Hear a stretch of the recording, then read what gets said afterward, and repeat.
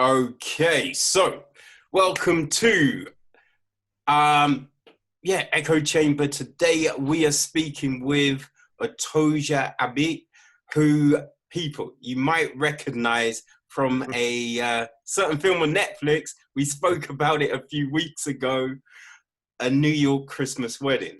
Otoja, thank you for giving me this time, man. Welcome Thank you to for the having me, Kevin. I really enjoyed Echo Chambers and how you discussed the film. So to have any opportunity to kind of continue the conversation, definitely, I'm here for that. splendid, man, splendid.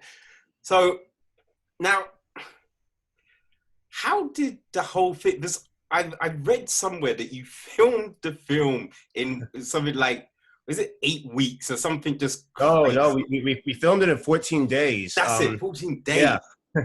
we wish Like, we had 8 weeks, but I think you do a low budget film, they don't give you every day costs money, so you have to keep the days pretty to a minimum.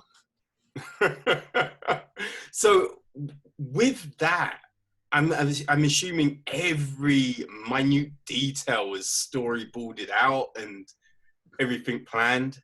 Yeah, it was definitely an opportunity when you have people like your cast or your crew together. They know the task that's involved. It's something where anyone from the art director to the actors to the costume designer, we all are trying to pre-produce everything. So on a day of filming, like I said, there's no time to waste because that's money. So we just have to keep on going and make sure that we planned ahead of time to kind of really, the day of filming, it's almost like theater. You just kind of, you have one or two opportunities to go at it. And then from there, you have to move on. Yeah, I can imagine. Like, did anything come up? Like any, what are some of the craziest hurdles that you can talk about? Yeah. Yeah, I mean, when you're filming a film, when you're doing a film in New York City, primarily the main hurdle is location changes. So going from one set to another, and New York City finding parking is all one thing when you have a big crew truck. Yeah. Another hurdle for us definitely was the idea where we had to capture some things that didn't make it into the film. So we filmed some things that didn't really make it to the film, but in the end, we still took those time and those days to kind of really experience some things. And another hurdle for us definitely may have been the weather. We were doing the outdoor scenes, and I think, to be honest, the hurdle itself, Kevin, is that we're shooting a Christmas film. It's supposed to be the winter time in New York City in July, so that's a hurdle in itself when it comes to weather time. We have our lead actress Mia Fairweather in Timberland boots, a big down jacket, and it's 95 degrees outside. So that was definitely an interesting thing to kind of deal with. Yeah, I was in I was in Brooklyn. Was it last year? Yeah, last year. And god damn, it was hot. It was Yes, hot. yeah, It was yeah. so damn, and that was the end of June. No, the end of June. And Oh good wow, yeah, damn. yeah. Yes, I say June and July are the hottest times in New York City. July mainly, and ideally, we shot our film from July 22nd to August 10th. So there itself, we were in the heat wave. But like I said, everyone who worked on the film knew that we were doing something that not even innovative, doing something that was original and something for all of us to kind of get an opportunity to make a feature film. So we all jumped on that opportunity. Yeah, so did you do anything to kind of invoke that wintry feel for people? Or is it just like you got into the mindset and you went kind of thing? You mean for the audience or for the cast? For the cast, for the cast. I think yeah. So that's actually a good point. I definitely played a lot of Christmas music on set. Um, I definitely when we had set designs, our production designer Alex and her husband Zach, they knew to kind of have the realistic feel of Christmas trees around or wreaths around, or the idea that everything is real. I mean, even the point of a hand phone or a beeper that young Gabrielle used in the opening scene, that's a real thing that was used in the 1990s. So we kind of wanted to keep it very, very realistic. And it was hard, but Mm. having talented people to really look for the specifics and making the world seem real really, really helps. And again, you have Christmas wardrobe. You have, even with my character, David, when he has his family and they're in a nightgown, not, the Christmas costumes or attire, things Yeah. like that. Yeah, things like that really helps people kind of realize that we're making a holiday film. And then the irony is that in the summertime, we're in front of a house in Middle Village with an inflatable Santa on the lawn, and you see people walking by thinking, "What is going on here?" But it makes sense on screen that it does when you're filming. Hey, your character, David, man, come on, Yeah. grow a backbone, son. What's up Yeah. with that? Yeah. Like, stand up to your mother, man. I know. We all had those experiences where we have our parents and it's hard to kind of talk to them. It's hard to let our parents know that don't say that. I always thought that David was stuck between a rock and a hard place, but in the end, and I've learned, it's all about your spouse. It's not about your parents before that. You show your respect, but in the end, don't let your spouse be disrespected. And I think more than anything, that's where David had to learn. And I think a lot of people kind of disregard the fact that David, even though he's a nice guy, but the love story is between Gabrielle and Jennifer. So you're not supposed to root for David, more or less. You're supposed to care for him. He's not an asshole person, but No. you definitely know that, the contrast of David not stepping up to his mother or defending his fiance, to then Gabrielle stepping up to the whole church, more or less, and defending her partner in Jennifer. So I wanted to show two differences where in one life, Jennifer's partner is a little bit timid of their love, and in the other life, Gabrielle's unapologetically, Oh, Gabrielle's a lion, man. Yeah, You heard her roar, for real. Yeah. And it's one thing to just stand up to a parent, but to have Gabrielle stand up to a priest and go to who are like, it's beyond. It's not just like one person. It's the whole culture of it all. And I think that was definitely a good contrast to show for the film. What was your thinking around like that part of the storyline? Because you want to show a shift in nature, culture, in thought, right?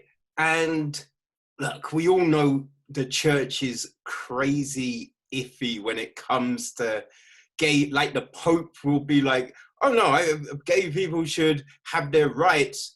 Oh, but I'm not marrying them. You know what I mean? So it's this weird thing, right? Where, like, are you down for it? Are you not? But like, we didn't necessarily, because it's hard because I don't want to give anything away. Yeah. Let's just say the priest, like father, he had some thoughts to make, right? Yes. But conflicted. Yes, definitely. That's it. He was definitely conflicted, and about showing that kind of process, because we don't see him, because he's like, oh, I'm down with the church. Yeah. But I know you, but I'm down with it. And we don't really see a full-on apology as such. But he does. But he does step up.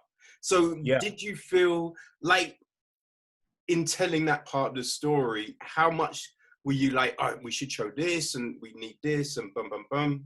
Yeah, it was definitely a very, very personal type of experience to kind of even write that down on paper, because opportunity to make a Christmas film, obviously what I knew, what I could tell in a holiday love story that I like, there's certain things that we always wanted to see.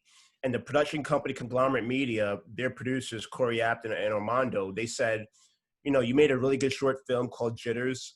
It talks about the idea of same-sex marriage and in the church. But if we could do something like that and have 4 things, New York City, Christmas, a wedding, and in a church with the same-sex couple, we could kind of fund this. So we went to studios, and studios didn't really want to back a film like this from a first-time writer-director, and we understand that. And there's a lot of things you could complain about, but Conglomerate Media said, we're still going to do this because right now we want to tell the story. So when I had to kind of come up with this type of idea of what's really personal about love and how people reacted to my short film Jitters, more people were so universally happy to see 2 men getting married in the church. And they felt as if to see that in a short film, you realize you don't see something like that often. And to see it be normalized in a way, people really appreciated seeing that for 13 minutes. And in those 13 minutes when it was over, there was a sadness that said, this isn't real. It's more about for a film, which happens. Yeah. Then I kept on thinking about why can't people see this in real life? And the reality is because the church has these certain views. So then I talked to other people, and they always tell me is that I've known someone who was welcomed by the church, but she didn't feel equal because she basically was gay. And I felt that that must be heartbreaking to be turned away because of the fact of who you love. And then from there, kind of explore these ideas where that was more interesting to me than a story about a girl who goes to her small hometown and she meets her first love, and they talk about buying Christmas trees and discussing eggnog. I mean, that's like fluff stuff, and I get it, and that's what Hallmark has, and it's good, and people love that. But for me, I was very, very interested in the idea of like, what happens when your whole life you were designed to follow this canon, this rule, and you did it well, and you know the priest is so personal, but then what happens when you love someone else and the priest knows that person, but yet they still say, I can't support your marriage.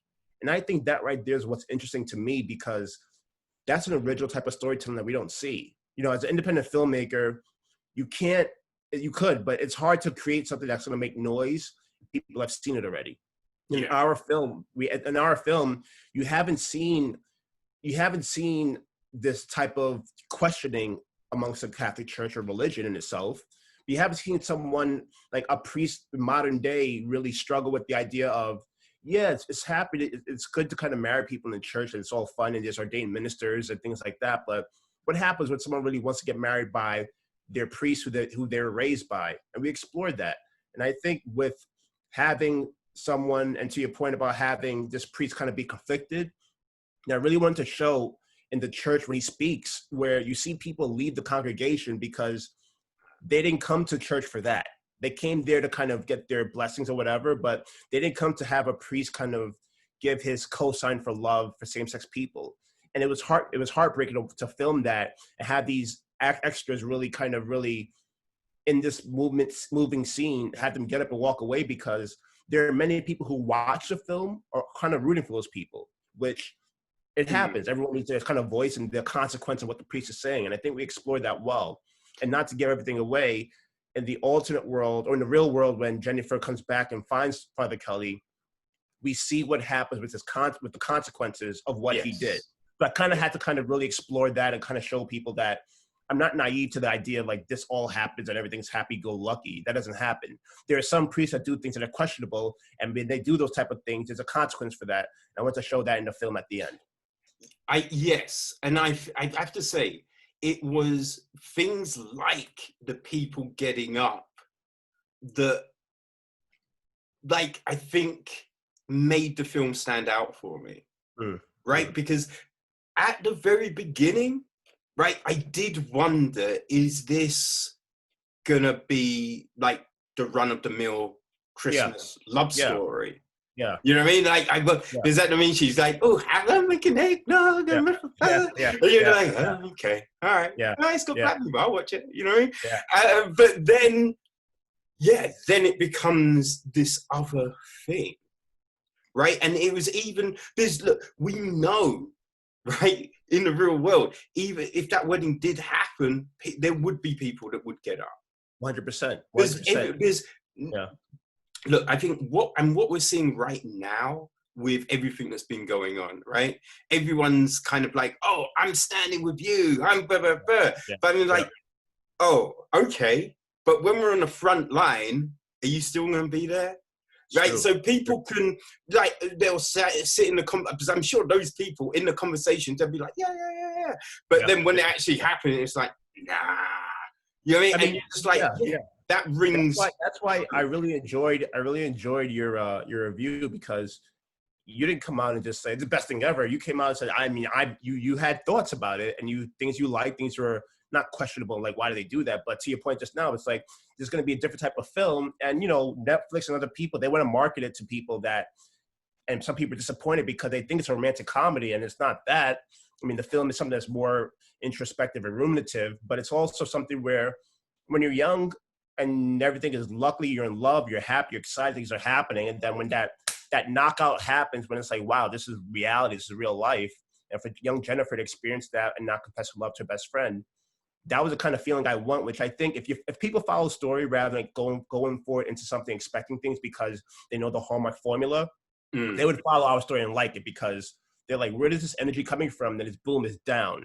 And then people talk about the idea of like, oh my gosh, her father passed away, and then she's a vet, and then she's putting down a dog, and it's like, yeah, it's shocking to see stuff like that in the first 5 minutes of a film, but it's also people are instantly reminded that this is a real life. You know, this isn't something that's just fluff just to kind of entertain you for 90 minutes. You know, this is something that is a personal story for some people, and I think definitely to kind of have that type of energy shifts. And like I said before, right away we have to do something with an independent film that you haven't seen, and I think to kind of have that type of wave going is something that I intended, and I also intend to do something that's original. Yeah, I definitely think it rings true, because you've got those moments. Because, you know, I kind of look, if you want that cookie cutter formula, there are plenty of films. 100%. And I'm not saying they're bad films. Oh, they're great. You know what I mean? There's films I really enjoyed, but they don't have that formula. I enjoy those films too. And I grew up watching them with my mother. But when I, to your point, when you have an opportunity to create something, I had an opportunity to make something that's my own. I don't know that lifestyle that's out in California, and you know, we're picking the best tree, and you know, we have a big 5-story home. And I don't come from that lifestyle. I come from New York City, and I come from things where I know people who hate holidays because of the fact of loss they dealt with. And I know for a fact to kind of explore those type of situations, see something different. Again, like I said, has to be something different that we haven't seen before. And to explore that in a way that's more grounded, a lot of people are relating to our film amongst others because they really are seeing themselves in the storytelling and also seeing themselves in the characters. You know, we're the only film out there that deals with this type of topic or same-sex type of relationships with a diverse cast. And that shouldn't happen in 2020, but it is, you know? So again, studios wouldn't back us because of whatever might be the case. But in the end, we didn't wait for studios to give us the okay to say, okay, now you could tell your diverse story. We said, no, we're making it now. And because of that, because of its originality, we're on Netflix and we're out there for everyone to see. That's the big, I'm going to say a couple of things because I had two thoughts. They're completely different, but I don't want to forget them. Because I think one big thing that makes it different is the pushback from Gabrielle. Yes. Right? So in a normal film, right? And a normal film, I say like the normal template of a film like this, you'll have like the one person be like, oh, but I love you and you push me away. And they'll be like, yeah, I'm really sorry. I'll never do that again. Gabrielle's like, hold on. Hold the fuck on. You took your shit, right? And it's just like, oh, okay. This is a real conversation now. And because you watch things and you're just like, because I understand, look, films and, you know, books and TV and all of this kind of thing, there is an escapism in it, right? Yes, 100%. And we watch it for that. We don't necessarily want to see people go through exactly the same struggles as us. But sometimes you want to see similarities to that. But I think one of the big things is, you know, a lot of people go, oh, I liked watching Black Panther because I saw people like me on the screen. And I think that's one part of it. But I think a part of watching something that resonates to you is the language that's used.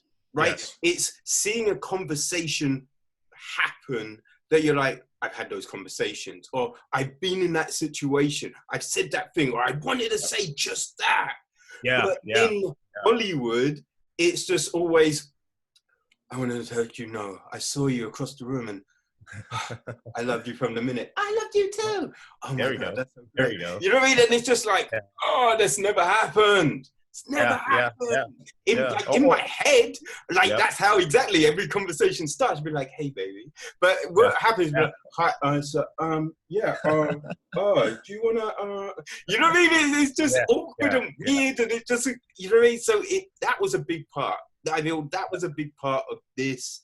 That when you got into the nitty gritty of things, it felt real. Yes. And that, I was like, all right, cool. I'm liking this. You know what I mean? That was that moment where you're just like, oh, it's not going to be like just the average Christmassy film. And at that point in time, you either decide, do I continue to follow the story, or do I go back and try to find something that makes me feel comfortable. And not saying our film makes people feel uncomfortable, but our film is showing a story that if you have an open mind to it, then you would definitely enjoy it, because you're seeing something that, not that you haven't seen before, but you're seeing something that there's a base of reality or a personal story there. There's something personal there rather than something that's concocted for you to enjoy and say, oh, that was great, and then walk away. There are some people, I always wrote the film with its intention that if some, we know it's an emotional film and mainly there's a female audience, but if a wife is watching a film with her husband and her husband got in trouble the other day for staying out too late and hanging out with the boys, who knows? And then if the wife is saying, you're going to sit down with me and watch my Christmas film with me, and the husband's like, oh, whatever. He starts watching it for the first 5 minutes. I always thought that husband would kind of like start perking up, and like 15 minutes in, and then 20 minutes in, and then at the end of the film, he'll be an emotional person too, because I always feel as if, there's some people who may not be a Christmas type of holiday film person, but our film is more of a love story. And once they see our film, they'll be surprised to kind of see the normalization of the wedding and also normalization of the idea of the storytelling, because it's still a movie. It's still a story. This, more than anything, will be, like, to your point, we go to it for escapism, but more than anything, we want to see a story and a true story evolve. And I think something like this film, for people to watch and to take in and to really experience, and a lot of people get emotional too, which I really, really am thrilled that people are responding in a way that's really personal. So to have those type of experiences from just a story that we created is something that's could never be more excited and thrilled about. Oh, I hate Christmas, man. I hate Christmas. Yeah. Like, everyone knows, yeah, I hate it. Why do you hate Christmas? It's like a family holiday, man. Yeah. You know what I mean? Yeah. And it's just like, so, like, I was adopted, right? Okay. And it's just, I guess, like, you never really feel like you're a part of something. So then when you see, like, oh, everyone's like, yeah, family's here, it's just like, all right. Whatever, cool. You know what I mean? So it's just like, it just always feels weird. Yeah, but that's what's interesting. Even though the weird feeling, and people, and you're surrounded by Christmas all the time, because in America we kind of promote Christmas like it's no other thing. It's too early. I remember going to my friends, and the first time I came to New York, and we went over. He lived in Long Island, and we went over, and there was a Christmas shop, and this was. Man, when was this? I think it was June or so. It was early on in the year. I was like, what? I don't understand. Why is this here? It's like, this is insane. Like, like a Halloween shop as well. And I'm just like, this shouldn't be allowed. Like, this is way too much. Exactly. That's how it happens sometimes, right? Yeah. But yeah, I think it didn't, like, the Christmas element of the film wasn't the thing that kind of jumped at me. It was more the relationships and what was going on. And god damn, there was some conversations at the end that, I was like, oh, there's something in my eye.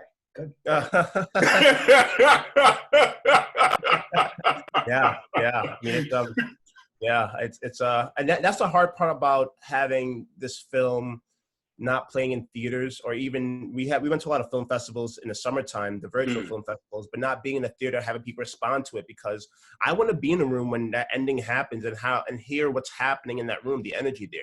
I would love to kind of experience what that is. And right now, all I have is definitely like social media, and you have people on social media who want to be comedians rather than honest and heartfelt. So it's really good to hear from people like yourself to express how, being caught up by some things in certain parts, because you write something, and I wrote something knowing that I was writing it for myself, but also writing it for the idea of what I would love to see for a Christmas holiday film. And with that said, the more specific I became in the writing, the more universal it was. So when I writing that scene at the ending we're talking about, I remember writing this, I'm thinking, I would love to see this. And I know this is so emotional, but I would love to see this play out, because this is like perfect.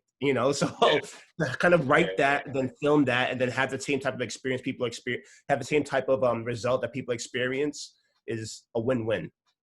Have you thought of doing drive-ins? Well, it's I think that's a good opportunity, but I also think right now because of COVID and what's happening, it's just Mm, it's a hard thing to experience to get people to kind of, because obviously you get people that to come out and support, but like I said, people have been watching this film from our community since June. Since we had the American Black Film Festival, we had Martha's Vineyard African American Film Festival, we had New York Latino Film Festival. A lot of places like this. It would be great to have that experience. But I think this yeah. film, and I truly believe in, I'll knock on wood, I think this film is going to last for a couple of years. So in the end, I think people, I'll have that theater experience in the future, and I look forward to that. Yeah, yeah. I think this look, the story is strong enough for it to be one of those staples. Yeah, You know what I yeah, mean? Like every year you'd be like, let's throw on that yeah, wedding film. Let's do yeah, that. All right, throw yeah, yeah, it yeah. on. That'll be amazing, because in the end, and I think more than anything, what people are liking about it is that it's original, and I think there'll be many, many, many more films like ours to come, because they know that it could work, and they'll have more funding and more Mm. power to them. But people definitely see with this film the heart that's put into it, and I think that can't be replicated, and that's what lasts. Yeah, so let's get to that, right? So what happened, right? So you go to the studios and they're like, we can't sell this, man. Yeah, yeah, Sorry. yeah, Sorry, we can't, like, yeah, we'd love to yeah, work with you, but not on this. yeah. What was the next step? Well, Because yeah. that's gonna be crushing, right? It's crushing, but it's also, as an actor myself, I've been did great auditions, and I played sports before that, so I'm open to criticism. I'm open to feedback, and I'm open to working hard. So Mm, I was never debilitated by the idea of not being able to get a studio behind it. I knew it would be easier in the sense of having more money for a budget, having more money for the budget will be helpful. But in the end, it's like, it's my first film. If I'm gonna write this, I'm gonna write it with the intention that I know good actors, I know locations, I know how I want to tell the story. Then let's do it ourselves. And luckily, the production company Conglomerate Media, they invested in me. They took a risk. They put the money down. We had our producer put more money down, and my production company, Willful Productions, we put money down as well. So it took a village to kind of say, we're telling something that's unique, it's original, and we're not going to wait for someone else to tell the story. We're going to do it now.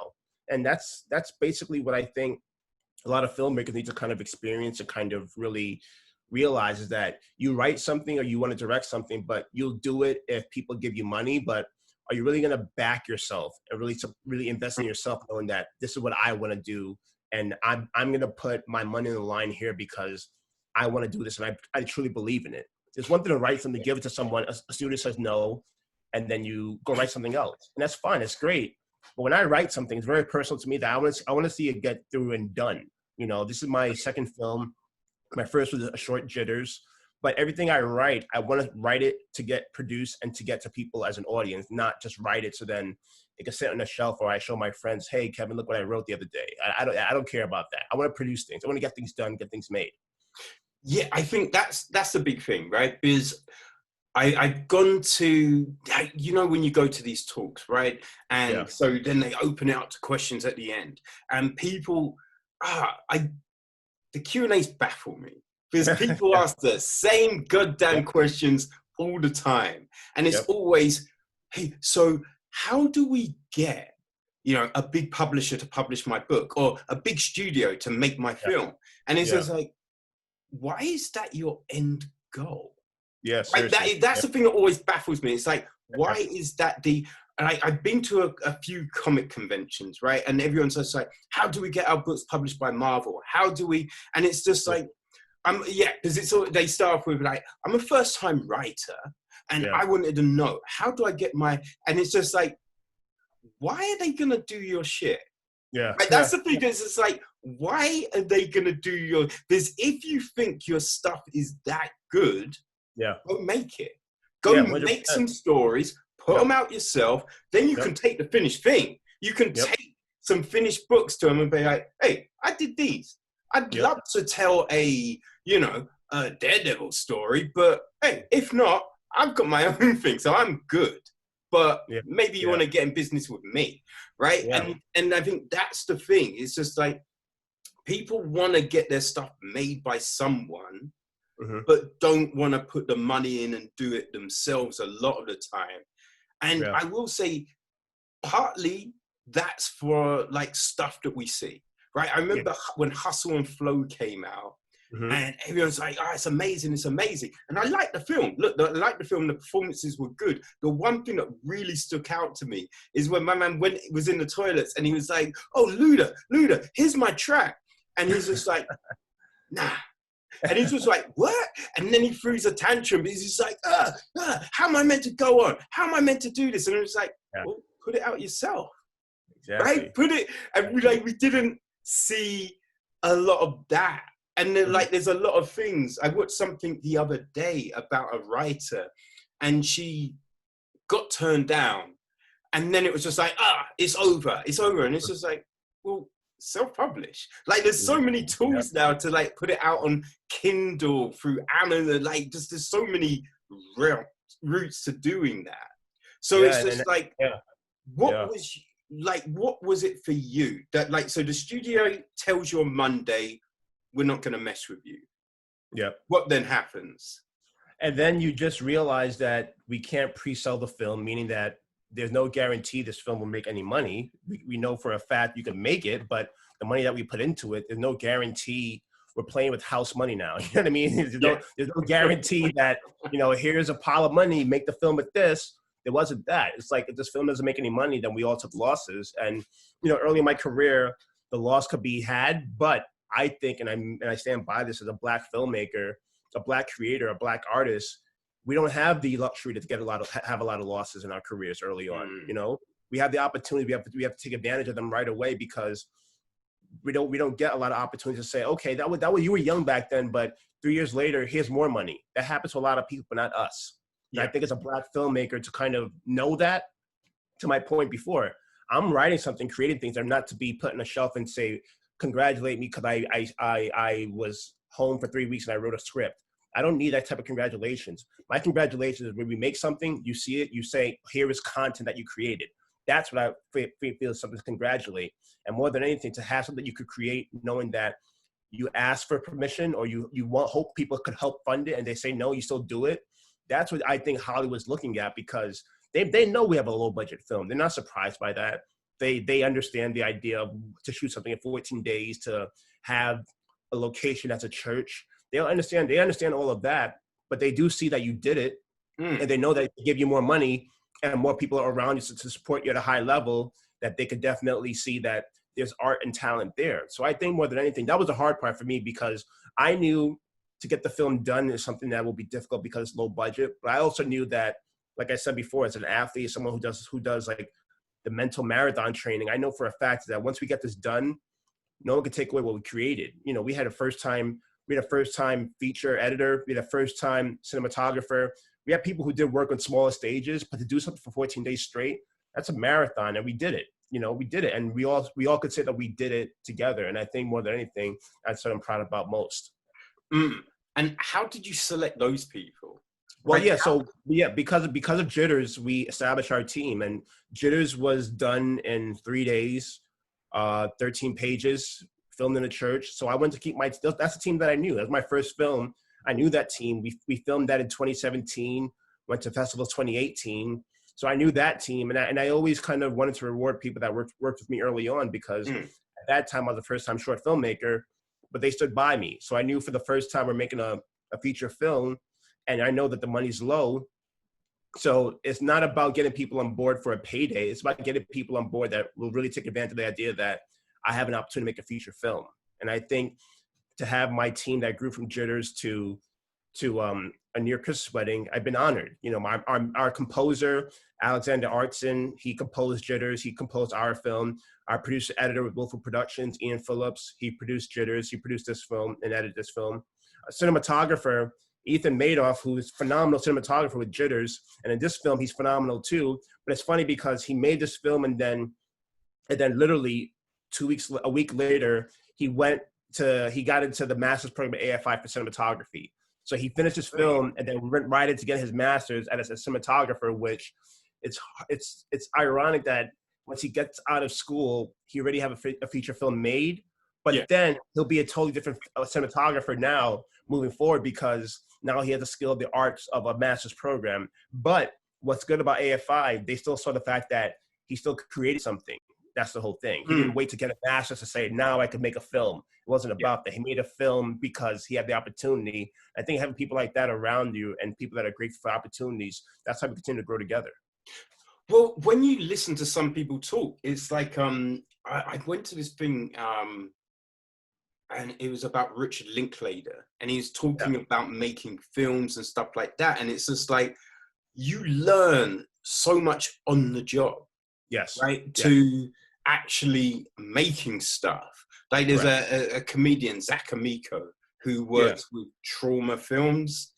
And he said the same thing. Like when you're making, right, that's putting the knowledge into effect. And so and because it's like, I remember when I did my degree, I did marketing, right? And they're teaching you stuff. They're like, it was bizarre because they'd be like, you'll never do it like this in a workplace, but this is how we're going to teach it. And it's just like, why show it to me? Like, what's the point then? Like this makes no sense. Like, why show me it like this when I'm never going to do it like this? Yeah. And it was weird. It's a curriculum. And also what happens is that everything's evolving and changing because of the internet world and because of digital. So it's all different now, and the only way to kind of really understand the differences is if you go out and do it. There's a lot of people who they go to class, they learn. The classes are preparing you so when you go out and do it at a certain level, which is totally fine and great. But then also, some people graduate from these prestigious programs and never get opportunities, so they have money gone from the investment in their career, but they don't know how to go out there and make something because they've been coddled by, not institutions itself, but they've been coddled by the idea that, you know, someone's gonna always have a camera for you. Someone always gonna have a crew for you ready to go. That doesn't happen. It may happen with connections, hopefully, but in the end, in this world, in this business, you have to go out there and make it on your own. And that's what people who go out there and do it, they know that. Again, a studio says no to me, or says no to us. It sucks, it's hard, but it's like, whatever, we're gonna fucking create our own because that's the kind of cards we've been dealt with our whole careers, basically. You know, people aren't going to say, "Oh, you wrote a short film. Here's all this money for you to create something because you wrote a short film. Good job, Kevin." No one's going to ever do that. Let's be honest. You know, so you have to go out there and make things and create things on your own and learn as you go. Unfortunately, but it's one thing to kind of, and I think my producer Ian was saying is that you can't. My first short film, Jitters, about a marriage and whatever. He was saying that you don't really see a film like that in someone's first film because there's a maturity to that, you know, to kind of, you make your first film, you make something that's all funny, that's giggly, you and your friends talking about whatever, dates and this and that, things that are kind of like amusing because that's your sophomore type of humor.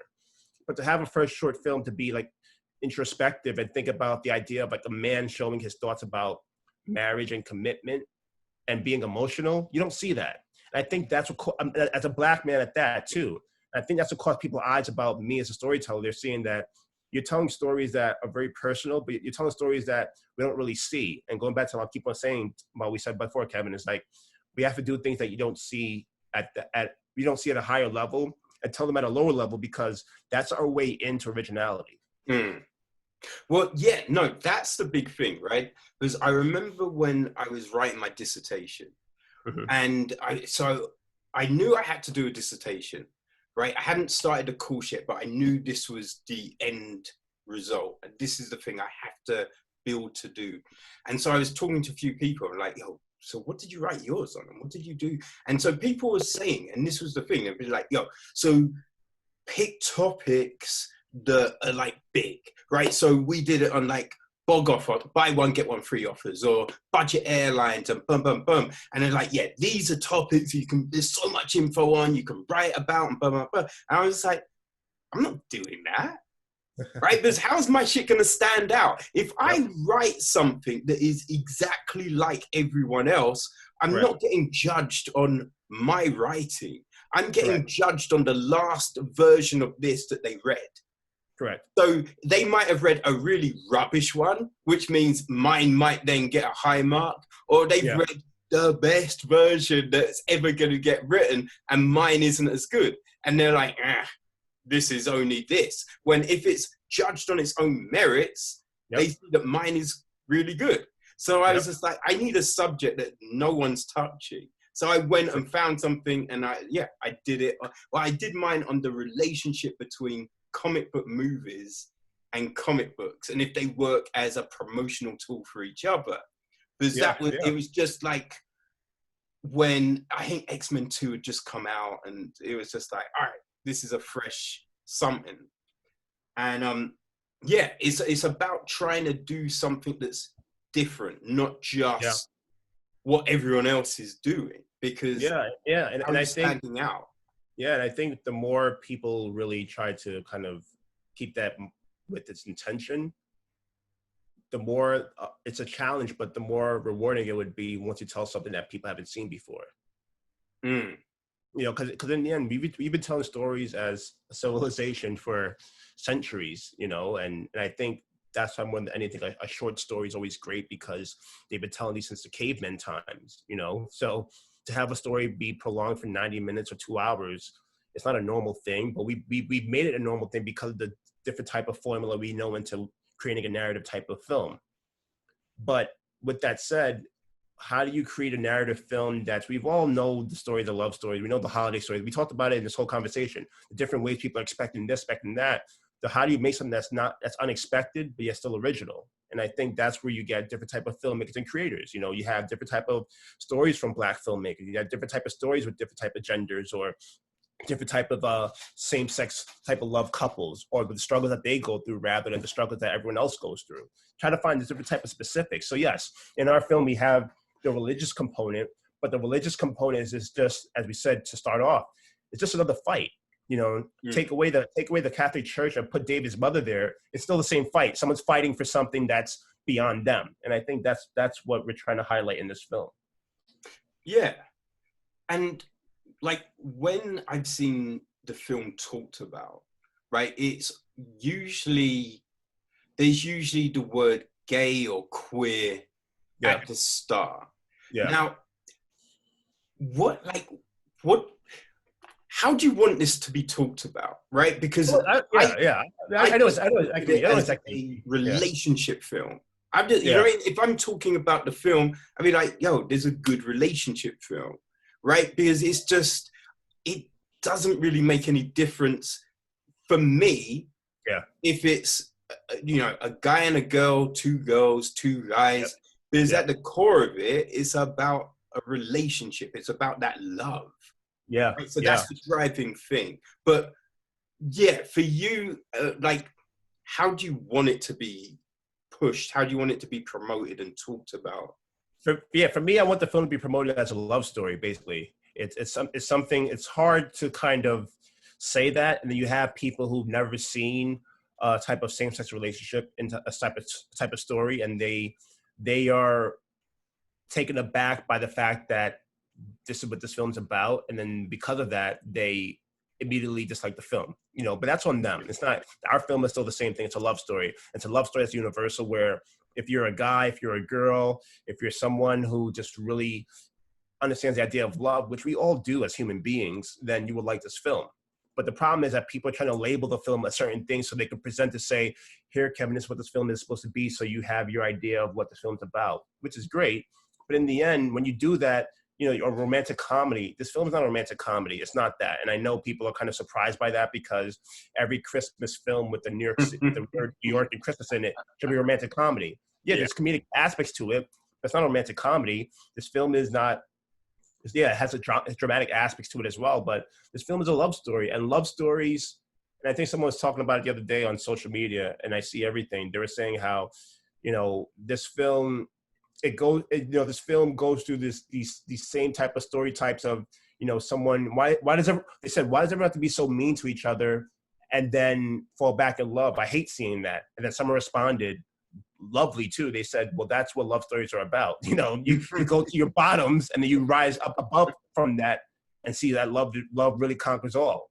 So Mm. yeah, I mean, I want people to see this film as a love story, and hopefully people, and I think that the advancement of, the LGBTQ type of stories to be told, or if you want to say gay stories to be told, is that we're not label them gay stories, because the more you do Yes. that, the more you're separating them from the universal story of like like X-Men or like anything else. It's like, these are Mm. just stories. So the more Yeah. you want to label as a gay story, the more you're kind of marginalizing a category and a whole narrative type of community, because in the end, they've seen so many great stories telling about fighting for equal rights, fighting for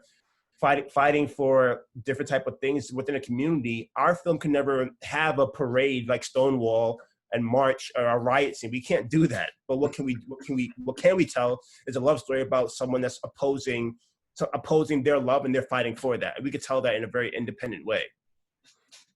Yeah, it's a funny thing, right? Because I remember when Batwoman, right, Yeah, that CW show, and yeah. they keep on talking about, when they first hired Ruby Ruby Rose. Rose. Yep, yep, It yep. was just like, it's a gay lead. We've got a Yeah, gay lead, and then you'd hear people go, well, it's not just about that. I'm like, but you made it that. yeah. That's You true. made Yep, it that yep. with saying it's a gay lead as your first sentence in the frigging press release, Yeah, right? yeah. That's the narrative that you decided to push. It wasn't, we're telling this great story, we're bringing Batwoman to the screen and blah blah blah blah blah. Oh, yeah, she's gonna have relationships in the film. She's in love with Lucy. Yeah. You're not going, yeah, she's gay. You're just like, yeah, no, she's mad, she's in love with Lucy, and yeah, and then she's fighting crime. It's just a part of it. You're not going, this is the driving force of this. But Yeah. that's what a lot of people do. And as you said, look, by doing that, you've created this category.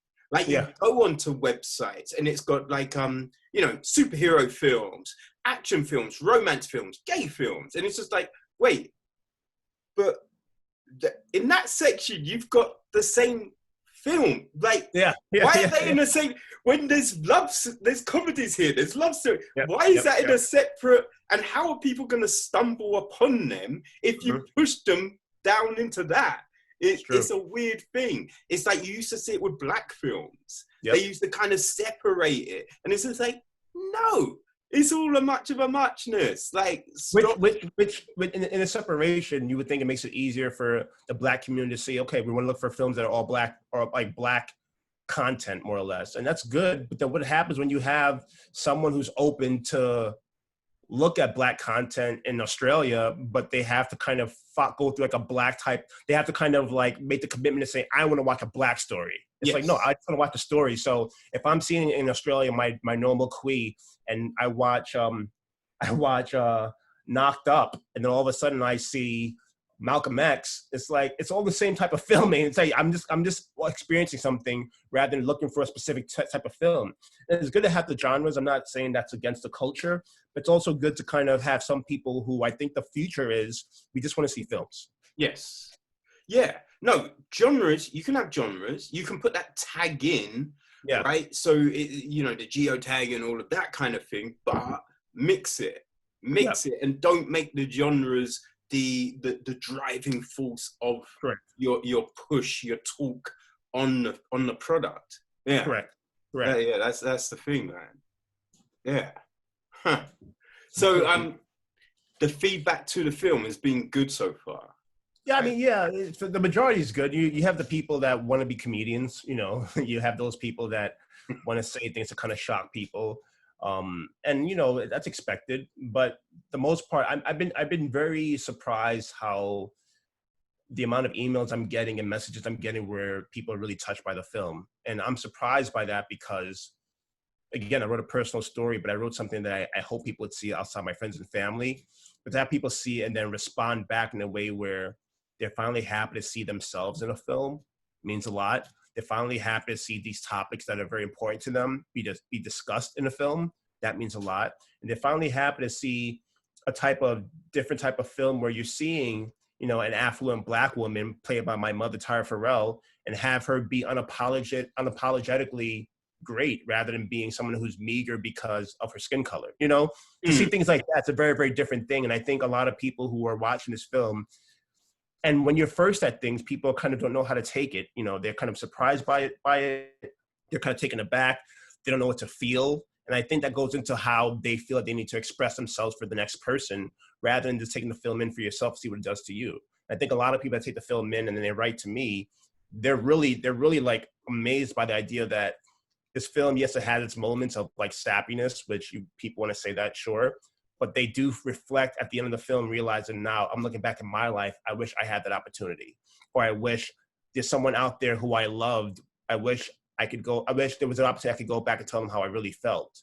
And I had someone write to me saying that if they saw this film on Netflix at the age of 11 years ago, their life would have been completely different, because seeing a film like this is a conversation to have, but it's also seeing a film like this, we're normalizing this whole love story. And there should have been more of this happening decades ago, but it hasn't, because studios aren't seeing the way to fund this.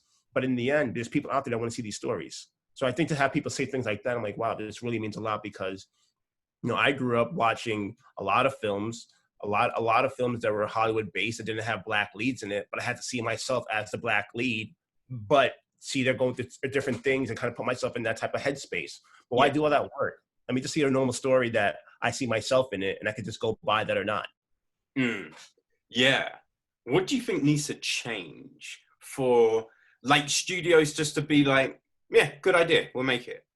I just think studios need to kind of realize that, you know, as content creators from the Black diaspora, you know, we definitely, we have a voice. We have a voice. Like I myself, you know, my parents are Nigerian, and I grew up in a Nigerian household, born in New York City. But when I went out to the world, I'm around American kids. I'm around America. So I come back home to the African culture, and I'm out in the world in American culture. And that right there shows my different types of uniqueness as a human being and my point of view to life, because I'm experiencing so many different things. But when I go out there, present myself, I am me, which is very, very different than anything else that people are creating out there in that Hollywood type of spectrum.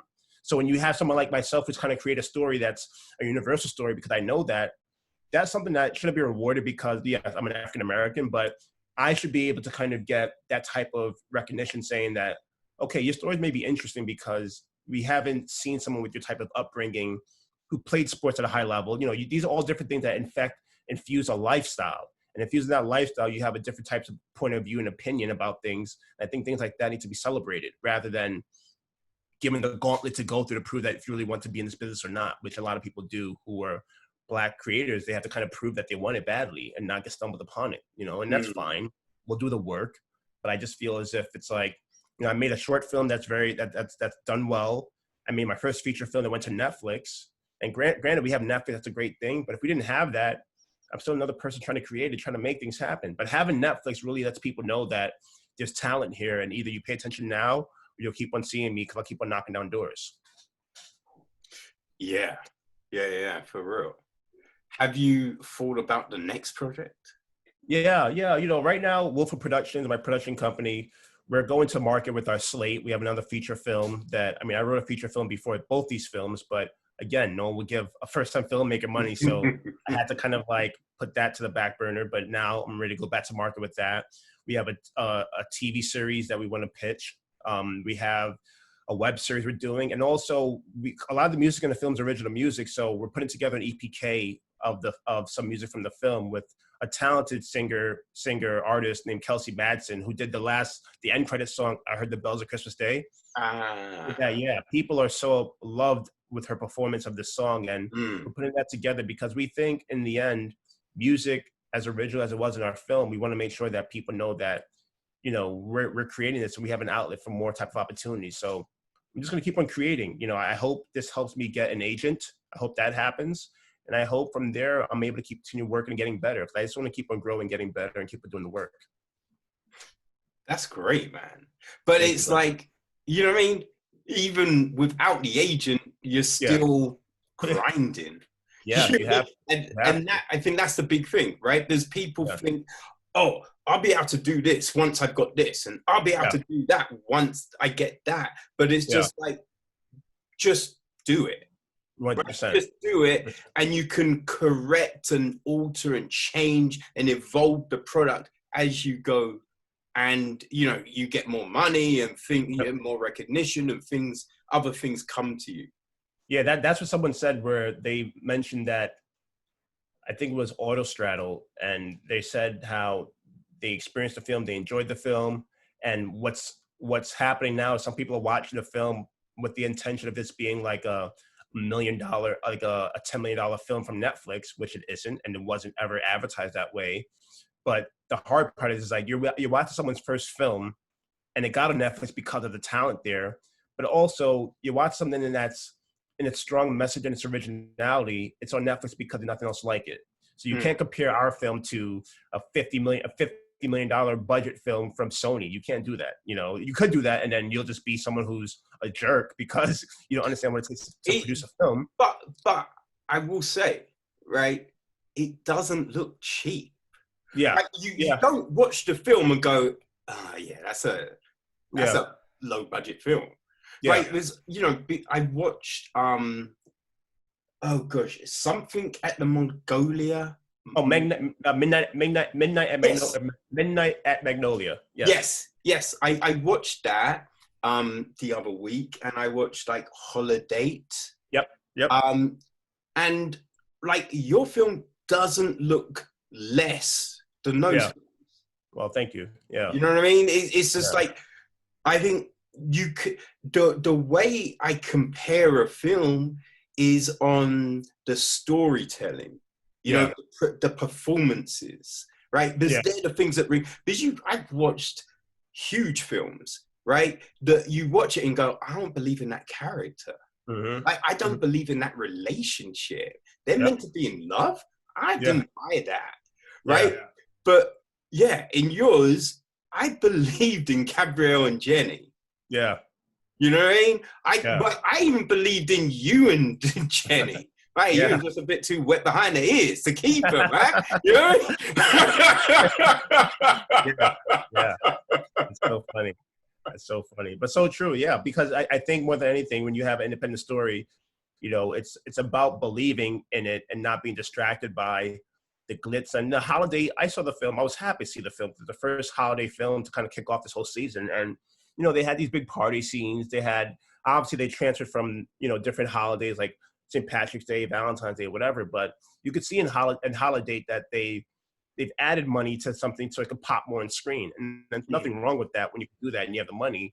When you have a film like ours, it's all about the story. And story means everything. If the story, you believe the story, it doesn't matter if we're holding a camcorder or we're holding an Arri Alexa, you're following the story because that is what's most important.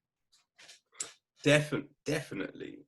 So like, there must be lessons, right? That lessons is probably the wrong word, but things that you've learned from this process that you can take to the next, like things like, maybe I need more days to plan that out, or that.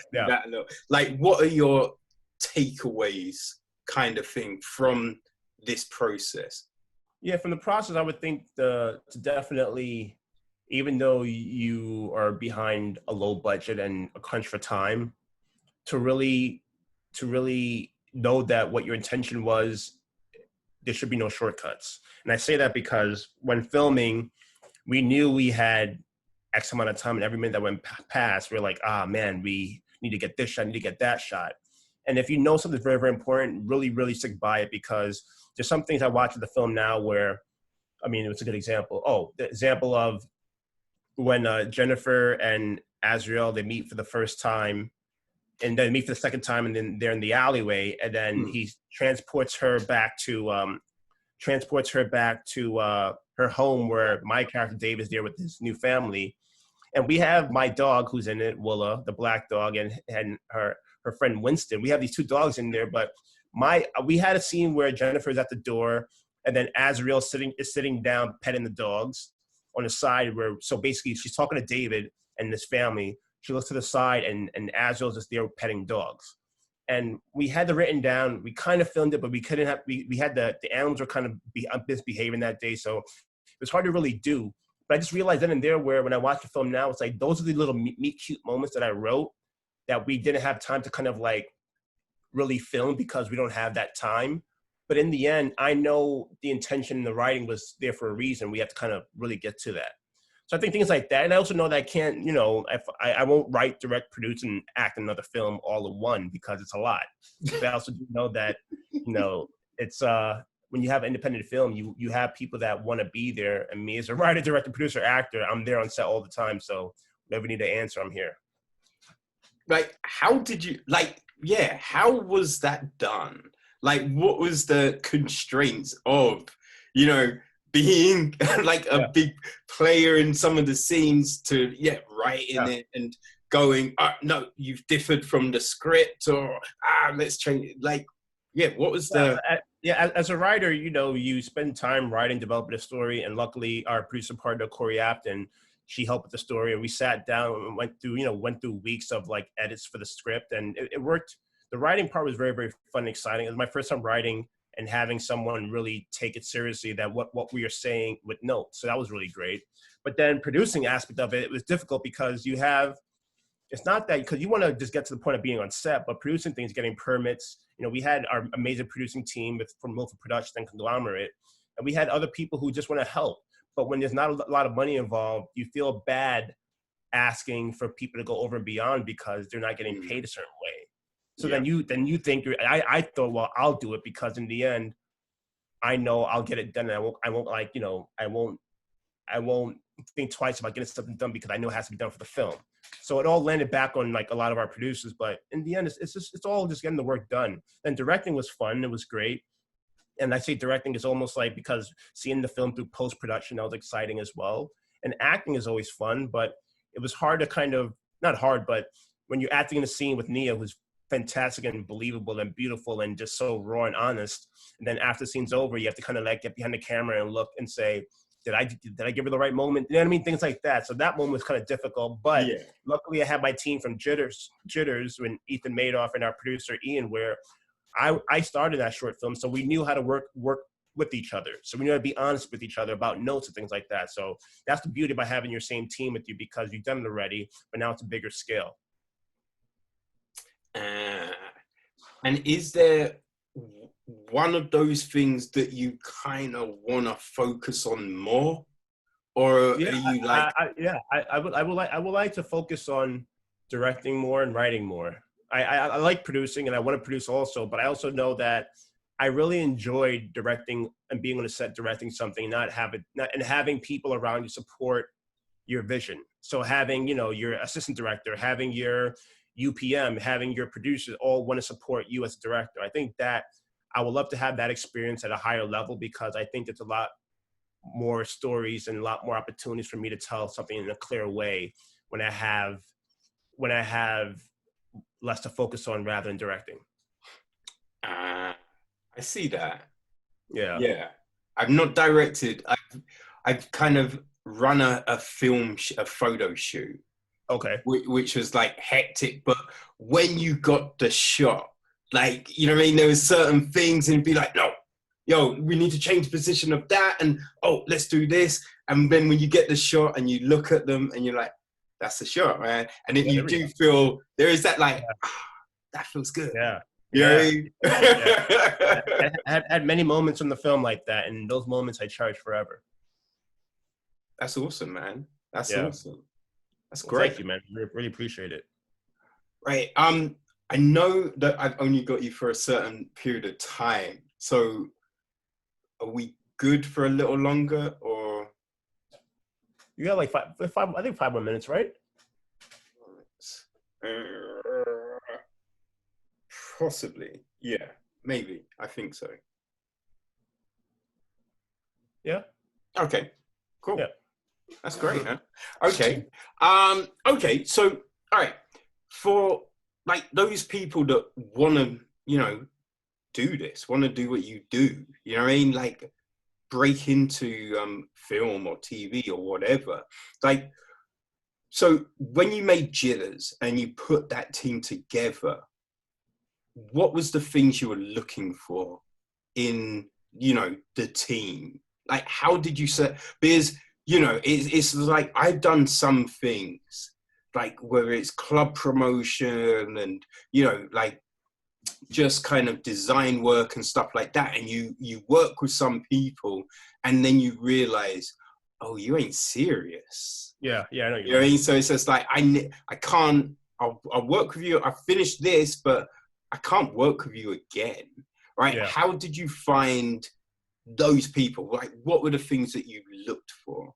Well, yeah, I was fortunate enough to work with my producing partner Ian Phillips, who, as an actor, I've done a lot and directed theater, but he was more of the film type of mind, because we worked together on other projects, but having something where I wrote the script, I went to Ian first, said, "Can you read this? What do you think?" Like, yeah, it's something we should do. And then we decided to kind of put a crew together. I trusted his opinion. I know actors, I know directing, he knew crews. And he put a crew together, people who, like I said before, our DP, Ethan Madoff, who directed photography for Jitters and A Near Christmas Wedding. Ethan did more documentary work, rather narrative type of narratives. Mm. So, and you might be aware that, or maybe the audience isn't, a lot of DPs, a lot of people in general want to break from the documentary world and get into the narrative world, because it's not easy. It's not easy. It's like clubs. Anything's like a club in this kind of crazy business. But when you work on documentary, people see you as you're only a doc person, because it's a different type of beast to work on narrative. So luckily for Jitters, we had the opportunity to kind of show what he could do or show what I could do. We were all doing this for our first time in a narrative type of short way. And we did it well. And that's a compliment to Ian. That's a compliment to our crew, that all were there to kind of take it seriously, because this is an opportunity for us to have something that we didn't have to beg for. We were unapologetically saying, we want to do this now. So we did that with Jitters. And then to have the same type of crew and mindset with the feature film, I will say that, it carries over, because people are realizing that as I continue to grow as an artist, I want to keep my team with me. So maybe there's one person, I don't know, who thought when I did my short film, it's like, oh, you're terrible, you're this, you're that. You think you're gonna make a feature film, you're not, you're this type of filmmaker. And then a year later making a feature film, and those people aren't around anymore. But the people that believed and came on board, they came on board with me for the feature film, and I'm gonna continue to grow, because my plan and goal is to make $1 million films, and I'll get there. And I know that for a fact. I believe it, and I know it too, because of my work ethic. And I know that this is one of my first films, and I'll grow to have a lot more. Well, when you look at people like Christopher Nolan, Joss Whedon, J.J. Abrams, yeah, they work with the same people. Yeah, 100%. Yeah, 100%.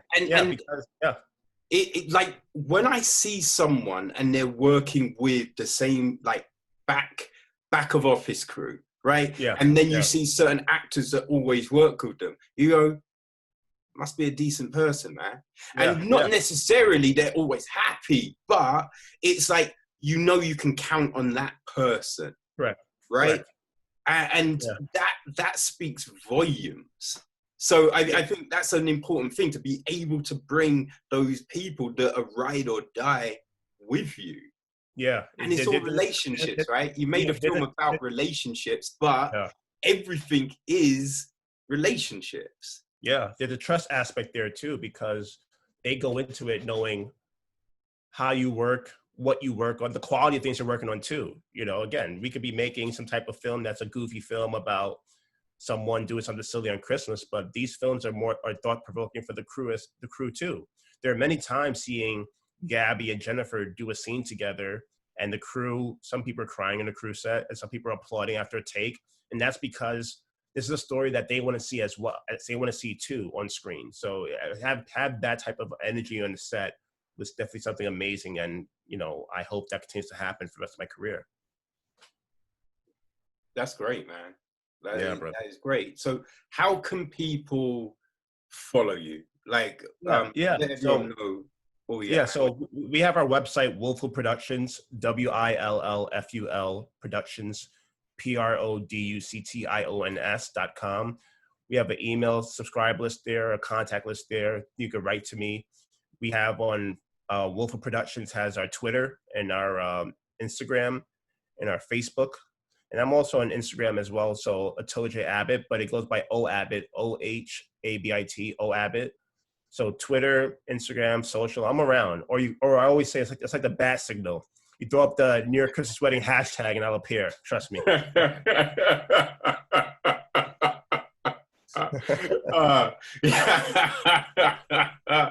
It's funny, man. Like, we'll definitely put all your information in the episode, so yeah, people will be able to track it down and go see that film. Yeah. And do you have a timeline for when you're hoping the next thing's gonna drop? Well, that's the whole thing.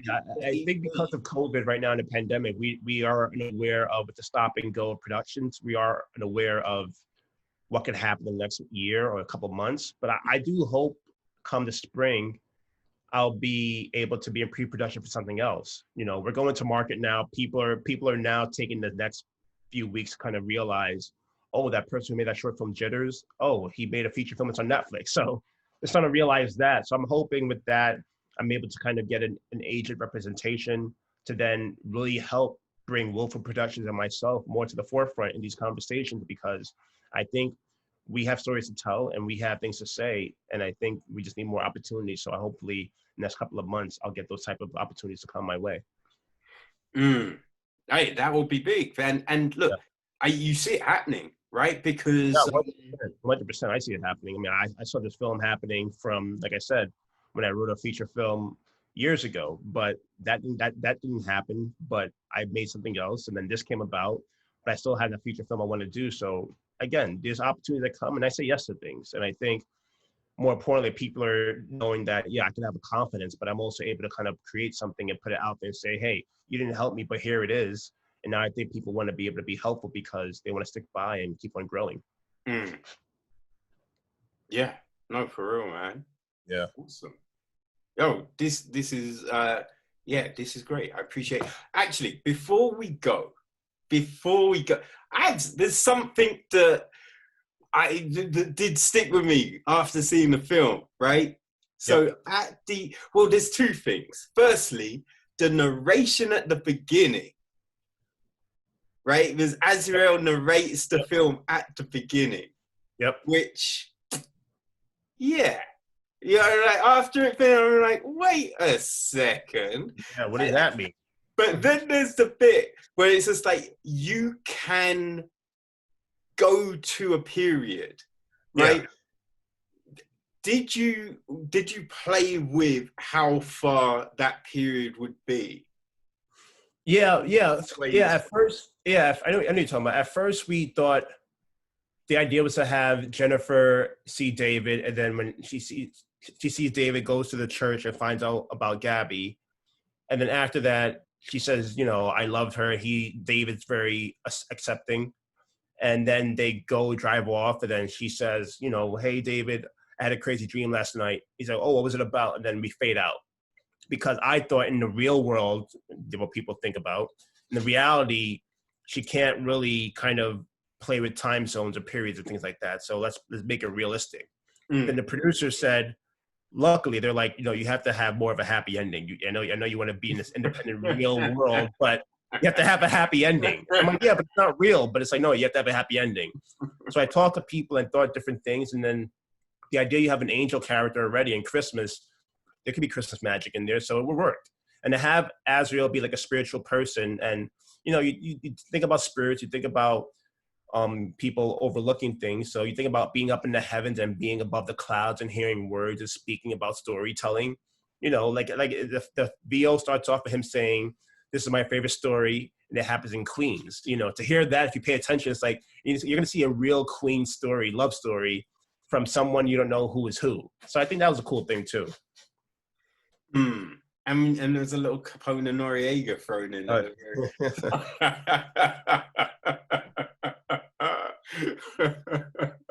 Nice. Awesome, man. That is great. Thank you for taking the time answering.